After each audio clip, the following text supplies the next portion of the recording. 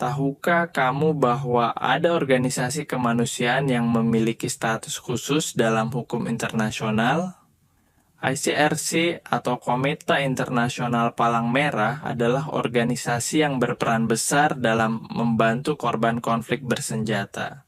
International Committee of the Red Cross, ICRC, atau Komite Internasional Palang Merah adalah organisasi kemanusiaan yang memiliki status subjek hukum internasional khusus.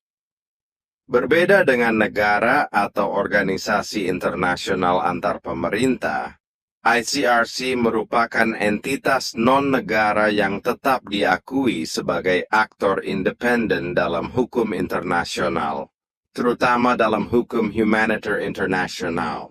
ICRC, International Committee of the Red Cross, dapat dikategorikan sebagai subjek hukum internasional karena memiliki status hukum khusus yang diakui dalam hukum humaniter internasional, HCUHI. Berikut adalah beberapa alasan yang mendukung statusnya sebagai subjek hukum internasional. 1.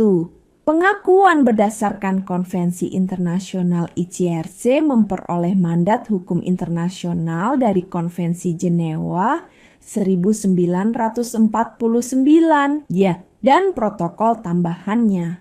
Konvensi ini memberikan ICRC peran utama dalam melindungi korban perang, seperti warga sipil, tahanan perang, dan korban konflik bersenjata lainnya. Kedua, kapasitas untuk menjalin hubungan internasional. Meskipun bukan negara atau organisasi antar pemerintah IGO, ICRC memiliki kemampuan untuk menandatangani perjanjian internasional dengan negara atau organisasi lain. Berpartisipasi dalam organisasi internasional seperti PBB sebagai pengamat.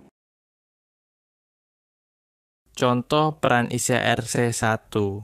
Perlindungan tahanan perang ICRC sering mengunjungi tahanan perang dan orang yang ditahan dalam konflik bersenjata, memastikan mereka diperlakukan sesuai dengan Konvensi Jenewa 1949.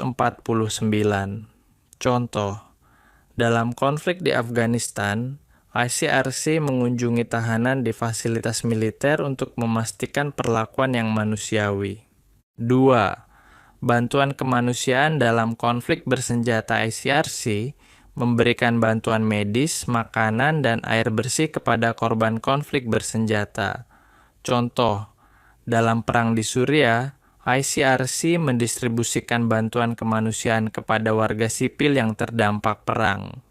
Permasalahan ICRC 1. Kurangnya akses ke wilayah konflik meskipun ICRC memiliki mandat untuk memberikan bantuan di zona konflik, dalam banyak kasus mereka tidak diizinkan masuk oleh pihak yang bertikai.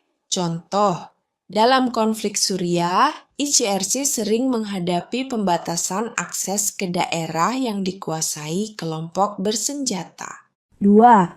Kurangnya kepatuhan terhadap hukum humaniter internasional.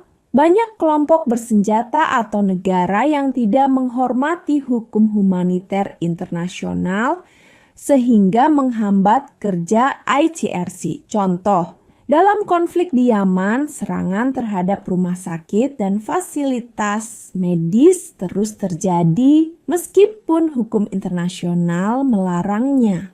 Kesimpulan, ICRC menghadapi berbagai tantangan, mulai dari hambatan akses, ancaman keamanan, kurangnya kepatuhan terhadap hukum humaniter, hingga keterbatasan dana. Meskipun demikian, ICRC tetap berusaha menjalankan mandatnya dalam melindungi korban konflik bersenjata dan menegakkan hukum humaniter internasional.